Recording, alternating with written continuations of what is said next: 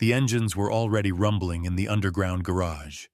3 black SUVs, 10 armed men, and the most feared Mafia boss in the city stepping toward his car. Everything was routine.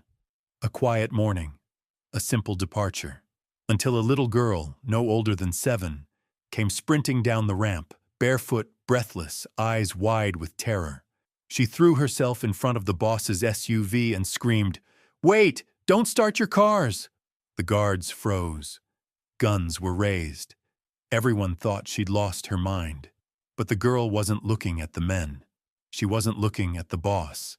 She was staring at the vehicles themselves, like she could see something no one else could. The Mafia boss stepped forward, irritated. "Why?" he growled. "What did you see?" The girl didn't blink. Instead, she slowly pointed to the bottom of the SUV, her hand trembling as she whispered, "There's something under it, and it's ticking." Suddenly, the entire garage fell silent. One guard crouched down, checked with a flashlight, and his blood ran cold. What they found next didn't just shock the Mafia boss. It changed the entire direction of the war he didn't know he was already in. Stay with me until the end, because what they discovered under those cars uncovered a truth that shook the entire criminal underworld. Before we begin, don't forget to like this video, hit subscribe, and comment where you're watching from. Now, let's get started. Vincent Torino had ruled the Eastern District for 23 years.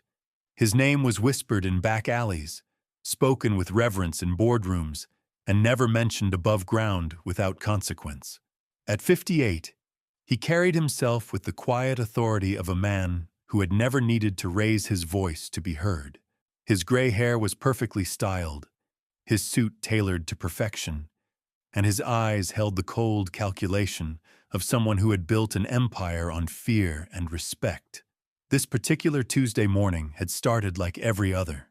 Coffee at 6:15, security briefing at 7, departure at 8:30 sharp for a meeting with the city council members who had been very cooperative with his construction projects. Vincent's routine was sacred. Predictable patterns kept him alive in a world where unpredictability usually meant death. The underground garage beneath his penthouse was a fortress. Reinforced concrete walls, motion sensors, armed guards stationed at every entrance, 3 escape routes, 2 elevators that required fingerprint access. This wasn't just parking. It was a war room designed for survival. Tommy Marchetti, Vincent's head of security, had already completed the morning sweep. Every vehicle checked, every corner examined, every shadow investigated. The man had been protecting Vincent for 8 years, and his paranoia had kept them both breathing. Today felt no different than any other day. Vincent's driver, Carlo, had warmed up the lead SUV. The second vehicle carried 4 bodyguards. The third held backup equipment and additional personnel. This convoy had made the same journey hundreds of times without incident. But today, something was different. The little girl materialized like a ghost. One moment the garage was empty except for Vincent's crew. The next, she was there, running down the concrete ramp that led to the street level. Her feet were bare, slapping against the cold floor. Her dress was torn and dirty. Her dark hair flew behind her as she ran with the desperation of someone fleeing for their life. Vincent's guards reacted instantly, weapons drawn, safety protocols engaged. Tommy stepped in front of his boss, hand reaching for his holster. But the girl wasn't armed. She wasn't carrying anything except pure terror. She threw herself across the front of Vincent's SUV, arms spread wide, breathing hard enough that her words came out in gasps. "Please," she said, looking directly at Vincent. "Don't start your cars. You can't drive them. Not yet." Tommy's gun was halfway out of its holster when Vincent raised his hand. Something about the child's eyes stopped him. They weren't the wild, unfocused gaze of someone having a breakdown. They were sharp, alert, and absolutely certain. "Kid, you picked the wrong garage to play in," Tommy said, his voice carrying the edge that made grown men reconsider their life choices. "Walk away. Now." But the girl didn't move. Instead, she pressed herself closer to the SUV, her small hands flat against the black metal. "There's something wrong," she insisted. "Something bad. I saw him put it there." Vincent studied her face. In his line of work, you learn to read people quickly. Fear was easy to spot. Lies were usually obvious. But this girl showed neither. She showed knowledge, and knowledge, in Vincent's experience, was the most dangerous thing of all. "What's your name?" Vincent asked, stepping closer. "Sophia," she whispered. "Sophia, how did you get in here?" The girl pointed toward the emergency stairwell. "The door was open. I was hiding. I saw the man with the tools." Tommy and Vincent exchanged glances. The emergency stairwell required a keycard. It was never left open. Never. "What man?" Vincent's voice was quieter now, more focused. Sophia's eyes darted toward the shadows near the far wall. "He came down after you left yesterday. He had a bag. He crawled under your cars. All three of them. He was there for a long time." Vincent felt something cold settle in his stomach. Yesterday evening, he had attended a dinner with potential business partners. The garage had been empty for nearly 4 hours. Security footage would show any intruder, but Vincent was beginning to suspect that whoever had been down here knew exactly how to avoid the cameras. "Show me," Vincent said. Sophia pointed to the front wheel well of the lead SUV. "There." He put something there. "It's small, but it makes a sound, like a watch ticking." Tommy was already moving, pulling a flashlight from his jacket. He dropped to his knees beside the vehicle, shining the beam into the wheel well. For a moment, there was only silence. Then his face went pale. "Boss," Tommy said, his voice tight. "We got a problem." Vincent crouched down beside his security chief. There, attached to the frame with industrial adhesive, was a small black device. Wires, a digital display, and yes, the soft, rhythmic ticking that Sophia had heard. "How long?" Vincent asked. Tommy examined the device more closely. "Timer shows 18 minutes. This thing's been counting down all night." Vincent's blood turned to ice. 18 minutes until what? Until detonation? Until transmission? Until whatever plan was in motion reached its conclusion. But there was something else. Something that made Vincent's survival instincts scream warnings. If there was one device, there would be more. And if someone had planted bombs on his vehicles, they weren't planning to kill him in the garage. They were planning to kill him on the road, in public, where the explosion would send a message to every criminal organization in the city. "Check the others," Vincent ordered. Tommy moved to the second SUV. Same location, same device, same countdown timer. The third vehicle yielded identical results. Vincent stood slowly, his mind racing through possibilities. Someone had declared war. Someone had access to his building. Someone knew his schedule well enough to plant these devices during the exact window when the garage would be empty. But who? The Castellano family had been quiet for months. The Russians were focused on their port operations. The Irish were dealing with internal struggles. None of the usual suspects had the resources or the motivation for this level of assault. Vincent looked down at Sophia, who was still pressed against his SUV, watching the adults with the wide-eyed attention of someone far older than her years. "Sophia," he said gently, "the man you saw, can you describe him?" The little girl nodded. He was tall, he had dark hair, and he had a scar. She traced a line across her left cheek. "Here, like someone cut him." Vincent's world tilted. He knew that scar. He had put it there himself 15 years ago, during a negotiation that had gone very wrong. The man who carried that mark had sworn vengeance before disappearing into witness protection. Marco Santini, Vincent's former lieutenant, his most trusted advisor, and the one man who knew every detail of Vincent's security protocols. The betrayal cut deeper than any bullet Vincent had ever taken. Marco Santini, the man he had trusted with his life, his family, his empire, the man who had sat at Vincent's dinner table, who had been godfather to Vincent's nephew, who had sworn blood loyalty in the old traditions. 15 years ago, Marco had tried to sell Vincent out to the FBI. The scar was a reminder of Vincent's mercy. He could have killed Marco that night. should have killed him. Instead, he had marked him and let him disappear into the Federal Witness Protection Program. Now Marco was back, and he was playing for keeps. Vincent's mind raced through the implications. If Marco knew about the garage, he knew about the penthouse security. If he knew the vehicle routines, he knew the meeting schedules. And if he was bold enough to plant bombs, he was planning something much bigger than simple assassination. Tommy, get forensics down here. I want every inch of this garage swept for additional devices. Check the elevators, the stairwells, everything. Boss, what about the meeting with the council? Vincent glanced at his watch. The city officials were expecting him in 40 minutes. These were men who didn't appreciate being kept waiting, men whose cooperation was essential for the waterfront development project that would legitimize half of Vincent's operations. But walking into that meeting now felt like walking into a trap.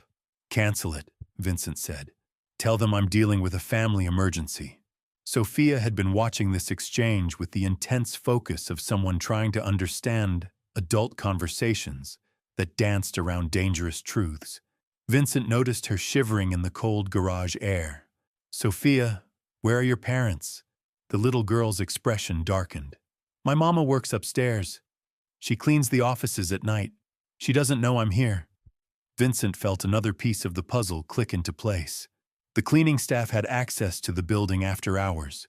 They had key cards for emergency exits, and they were invisible to most security protocols because they were considered harmless. What's your mother's name? Elena Vasquez. Vincent knew Elena, a quiet woman from El Salvador who had worked for his building management company for 3 years. Single mother. No criminal connections. No reason to be involved in Marco's revenge plot, unless she wasn't involved by choice. Tommy, I need you to locate Elena Vasquez immediately. Bring her down here, but do it quietly. And check if any of our cleaning staff called in sick yesterday or today. While Tommy made the calls, Vincent knelt down to Sophia's eye level. The child had saved his life, but he still didn't understand how she had known to look for the devices. Sophia, why did you come down here? Why were you hiding? The girl bit her lower lip, the way children do when they're about to admit something they think might get them in trouble. The scared man told me to watch the cars, she said quietly. Vincent felt ice forming in his veins. What scared man? Yesterday, when Mama was working, a man came to our apartment. He was crying. He said bad men were going to hurt him if he didn't do something.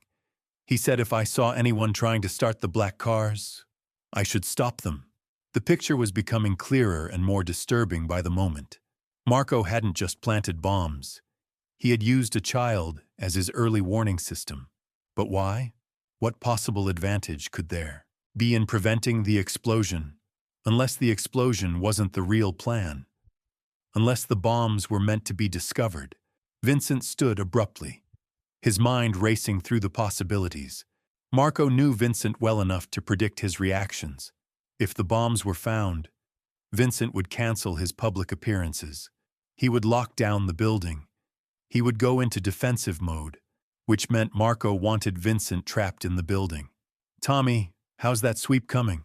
Forensics found 2 more devices. One in the elevator shaft, one near the main electrical panel. But boss, these things aren't set to explode. They're transmitters. Vincent's blood turned to ice water. Marco wasn't trying to kill him. Marco was tracking him. Every move, every location, every conversation was being broadcast to someone. But who? The answer came from an unexpected source. Sophia tugged at Vincent's jacket with small, insistent fingers. The scared man said the FBI lady was coming today. He said she would ask about the old days. Vincent's world collapsed and rebuilt itself in the span of a heartbeat. This wasn't just about Marco's revenge. This was about something much larger, much more dangerous.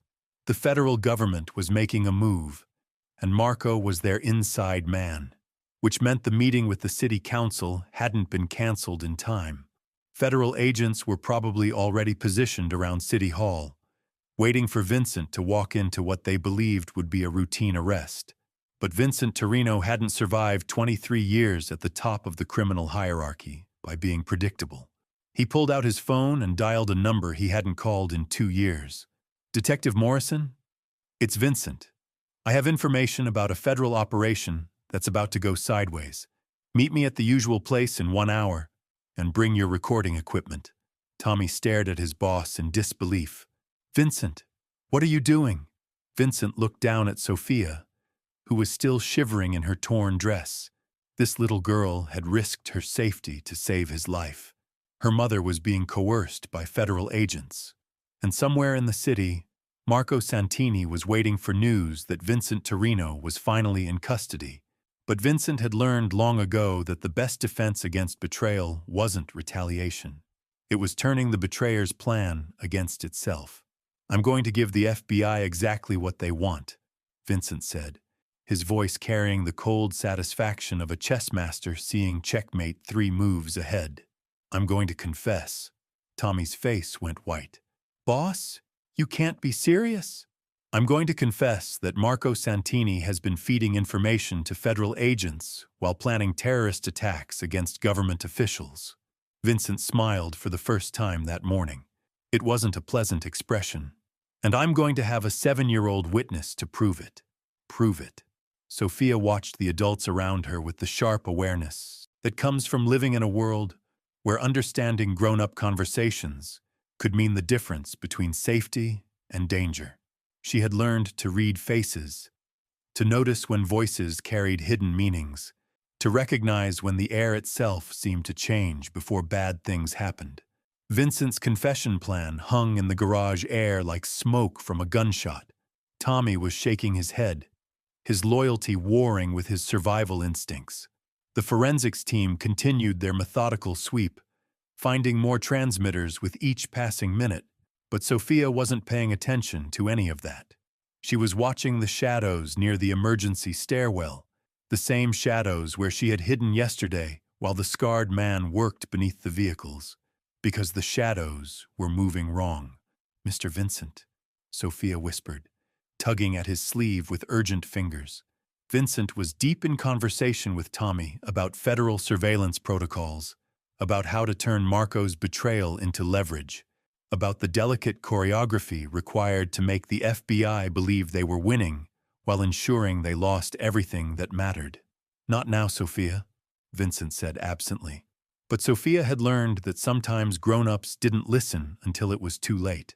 She had learned this lesson 3 months ago when she tried to tell her teacher that the new substitute was asking strange questions about which children lived alone with single mothers. The teacher had smiled and patted Sophia's head and told her not to worry about grown-up things. 2 weeks later, 3 children from her class had disappeared. Sophia didn't make the same mistake twice.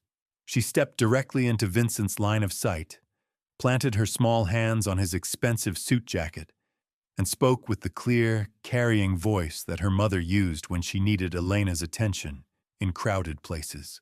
"The scared man is here." Vincent's conversation with Tommy stopped mid-sentence. The garage fell quiet, except for the distant hum of ventilation systems and the soft beeping of electronic devices being cataloged by the forensics team. "What did you say?" Sophia pointed toward the emergency stairwell. "He came back. I saw him watching from the stairs. He has a phone, and he's been talking to someone." Vincent felt the familiar tightness in his chest that came before violence. Marco was here, in the building, close enough to see whether his plan was working, close enough to adjust if things went wrong, close enough to eliminate witnesses. "Tommy, how many men do we have in the building?" 12 on rotation, 4 in the lobby, 2 on the penthouse level, 2 monitoring external approaches, 4 down here with us. Vincent did the mathematics of survival. If Marco was working with federal agents, those agents would be positioned to contain the building once the operation began. Vincent's men would find themselves outgunned and outmaneuvered by trained professionals with legal authority and military-grade equipment. But Marco had made one crucial error. He had underestimated a 7-year-old girl who noticed things that adults missed. "Sophia, I need you to do something very important for me. Can you be brave?" The little girl nodded solemnly. "I need you to take the service elevator to the 3rd floor. Find the office with the blue door, room 312. Inside that office, there's a red telephone on the desk. Pick up that phone and press the button marked emergency. Tell whoever answers that Vincent Torino needs immediate extraction protocol 7.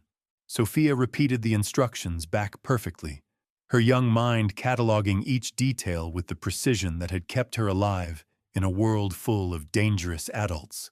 What about Mama? Vincent felt something twist in his chest. In his world, family was everything.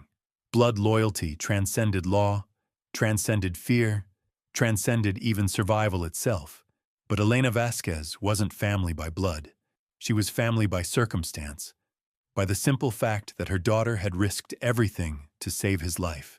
Tommy, send Martinez to locate Elena. Bring her to the safe room on 7. Tell her Sophia is safe and that she's not in trouble.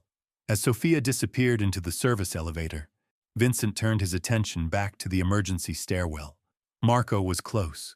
After 15 years of exile, 15 years of federal protection, 15 years of planning his revenge, Marco Santini was finally making his move.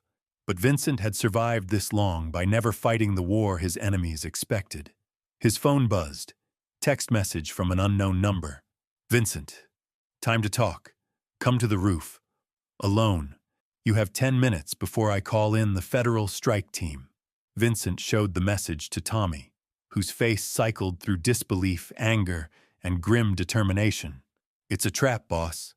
Marco's trying to isolate you. Of course it's a trap, but it's also an opportunity. Vincent walked to the forensics team leader, a thin man with careful hands who had been documenting transmitters for the past 20 minutes. How many devices have you found? 18 so far. Transmitters, tracking beacons, and 3 that appear to be listening devices. Whoever planned this wanted complete surveillance of your movements and conversations. Can you disable them without triggering alerts? The forensics expert shook his head. These are sophisticated, military grade. Disabling them would send a signal to whoever's monitoring. Vincent smiled. The same cold expression that had earned him his reputation in boardrooms and back alleys across the city. Perfect. I want you to leave them active, but I want you to feed them exactly what I tell you to feed them. 10 minutes later, Vincent stood on the building's roof, the morning wind cutting through his suit jacket. The city stretched out below him, a maze of legitimate businesses and hidden criminal enterprises, all connected by threads of money and violence and mutual dependence. Marco emerged from behind the rooftop access housing. 15 years had changed him. The Federal Witness Protection Program had softened his edges, but his eyes still carried the calculating intelligence that had made him Vincent's most valuable lieutenant.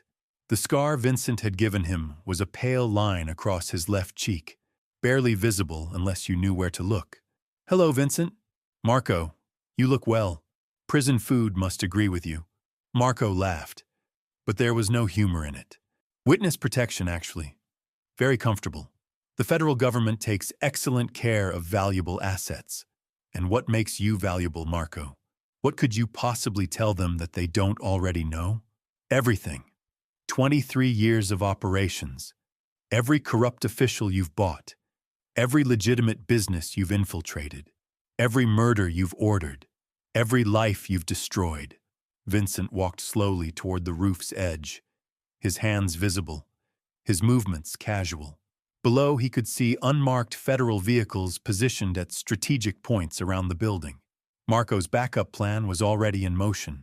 You always were thorough, Marco, but you always missed the bigger picture. What bigger picture? Vincent turned to face his former lieutenant. You think this is about justice. You think you're the hero in this story, bringing down the evil crime boss.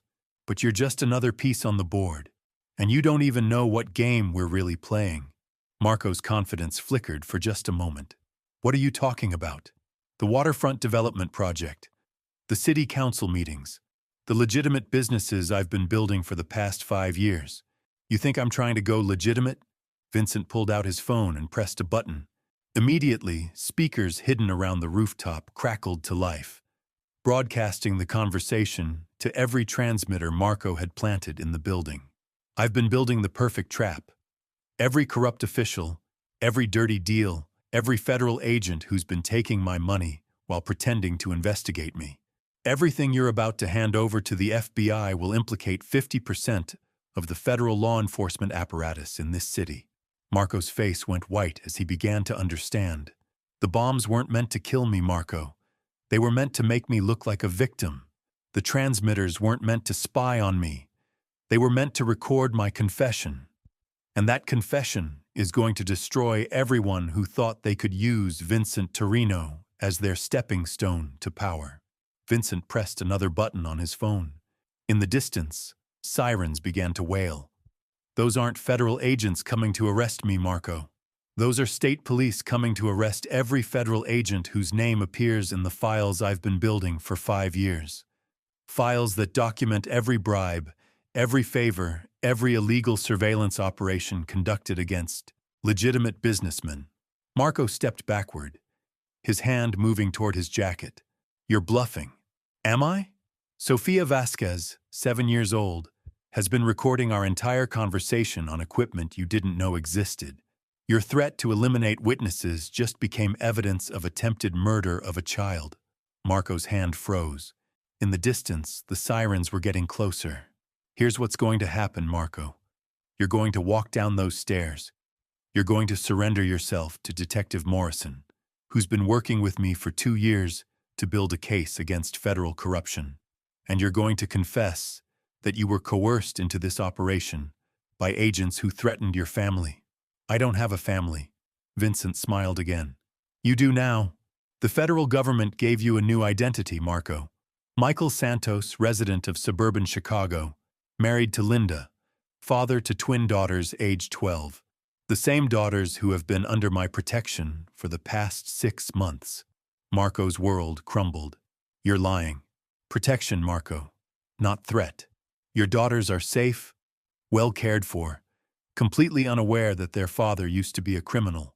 But if you go through with this federal operation, if you hand over those files, Linda and the girls will learn exactly who Michael Santos really is. Vincent walked toward the rooftop access door. Or you can walk away. Disappear back into witness protection. Let the federal agents who recruited you take the fall for their illegal surveillance operation. Let your daughters keep believing their father is the insurance salesman who loves them more than his own life.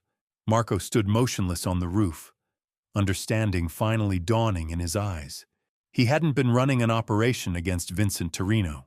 He had been a pawn in Vincent's operation against the federal corruption network that had been parasitically feeding off legitimate criminal enterprises for decades. Why? Marco asked quietly. Vincent paused at the door. Because 23 years ago, you saved my life during the Castellano War. Because blood loyalty runs deeper than betrayal. And because a 7-year-old girl reminded me that some things matter more than revenge. As Vincent disappeared into the building, Marco stood alone on the rooftop, listening to sirens and understanding that some games have no winners, only survivors. Down in the building's main lobby, Detective Morrison adjusted his earpiece and checked his watch. Vincent's call had come exactly when expected. After 2 years of carefully orchestrated cooperation, Morrison understood the delicate balance required to bring down a federal corruption network without destroying legitimate law enforcement in the process. The detectives' team consisted of state investigators who had been tracking illegal surveillance operations for months. They had documented evidence of federal agents accepting bribes, falsifying reports, and conducting unauthorized surveillance against citizens whose only crime was success in industries the government couldn't fully control. Morrison's radio crackled. All units in position. Federal vehicles have surrounded the building, but they don't have jurisdiction for this operation. Through the lobby windows, Morrison could see the confusion spreading among the federal agents. They had expected to arrest Vincent Torino. Instead, they were about to become subjects of investigation themselves. Sophia reached the 3rd floor and found room 312. The blue door was exactly where Vincent had said it would be. Inside, the red telephone sat on an otherwise empty desk. She pressed the emergency button and waited. "Emergency Protocol 7 activated," came a calm female voice. "Please identify yourself." My name is Sofia Vasquez. Vincent Torino said to call you. The scared man is here and there are federal people outside. Understood, Sofia. Stay in that room. Help is coming. The phone line remained open, but Sofia could hear activity in the background. Voices coordinating movement, equipment being activated, vehicles being dispatched. Vincent's emergency protocol was more extensive than anyone had imagined. Meanwhile, Elena Vasquez was cleaning an office on the 15th floor when Martinez found her. The security guard's approach was gentle but urgent. Mrs. Vasquez, I need you to come with me. Your daughter is safe, but there's a situation in the building. Elena's English was limited, but she understood danger. She had fled El Salvador precisely to escape situations where men with guns appeared unexpectedly in her workplace.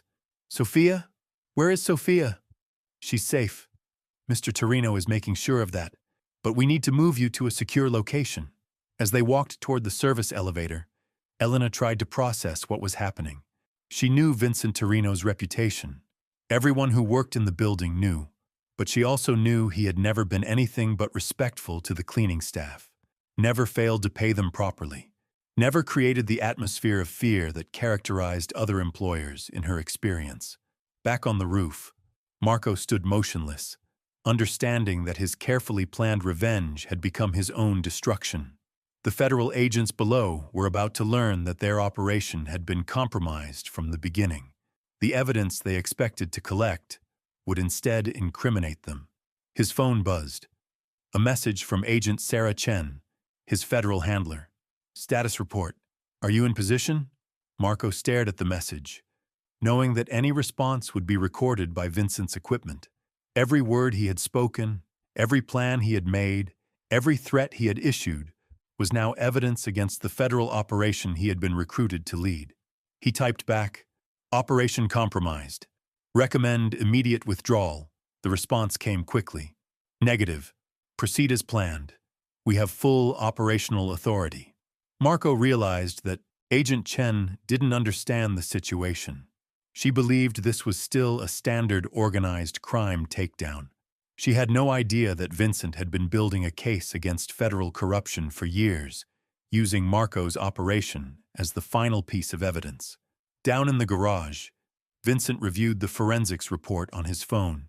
18 surveillance devices, all connected to federal monitoring equipment, all recording conversations that would now be entered as evidence in a state corruption investigation. Tommy approached with an update. Boss, Detective Morrison's team is ready to move. They've identified 12 federal agents involved in unauthorized surveillance. Warrants are being issued. Vincent nodded. What about the city council? Meeting postponed indefinitely. Turns out 3 of the council members were also under federal surveillance. They're cooperating with the state investigation. The irony was perfect. The federal government's attempt to infiltrate Vincent's organization had exposed their own illegal activities. The surveillance equipment meant to gather evidence against him was instead providing evidence against them. Vincent's phone rang. Detective Morrison. Vincent, we're ready to execute. Are you clear of the building? Negative, I'm staying. This needs to be done properly. Vincent walked back down to the garage where it had all started. Sofia was waiting by the service elevator, her small hand holding Elena's tightly. The reunion between mother and daughter was quiet, filled with the kind of relief that comes after surviving something you never saw coming. Thank you, Elena whispered to Vincent in accented English. Thank you for protecting her. Vincent knelt down to Sofia's eye level one final time. You saved more than my life today, Sofia. You saved a lot of people from a very bad situation. The little girl nodded seriously. Will the scared man be okay now? Vincent glanced toward the stairwell where Marco had surrendered himself to Detective Morrison 20 minutes earlier. The federal agents who had surrounded the building were now being questioned by state investigators. The surveillance equipment that was meant to destroy Vincent had instead exposed a network of corruption that reached into the highest levels of federal law enforcement. Yes, Vincent said quietly, the scared man will be okay, and so will his family. As Elena and Sofia disappeared into the elevator, Vincent reflected on the morning's events. A 7-year-old girl's courage had unraveled a conspiracy years in the making. Sometimes the smallest voice carried the most important message. Sometimes paying attention to what others missed meant the difference between destruction and survival.